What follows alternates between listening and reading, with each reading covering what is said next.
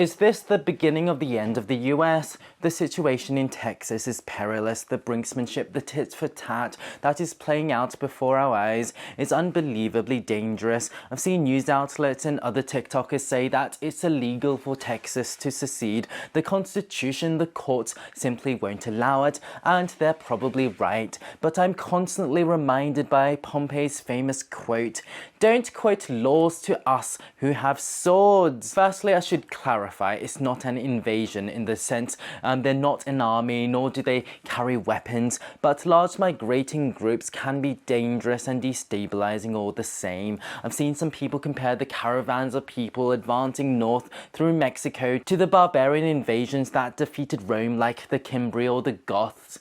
They're not comparable though.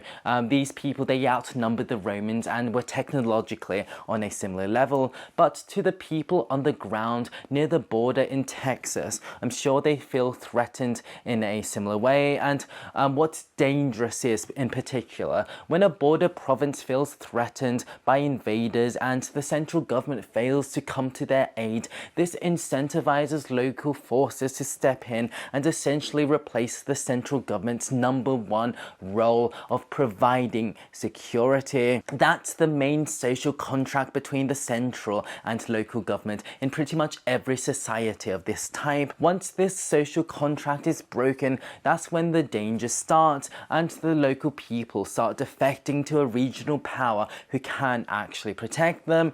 And with the local forces in Texas ignoring the will of the central government and getting a lot of support from other red states, this is a highly dangerous moment, whether you think the threat is imagined or not. Of course, this could just be an insignificant blip, and but we do need to remember that many civil wars in history were triggered by seemingly small actions that are only notable in hindsight. During the late Roman Republic, Marius co-opted the Senate to strip Sulla of control of the army and basically give it to him. That was an escalation, but there was no reason at the time to think that it would start the first of many civil wars, but it did. Later, Caesar crossed the Rubicon with 1 legion. It was an act of brinksmanship. No real reason to expect it to start another civil war and end the Republic, but it did.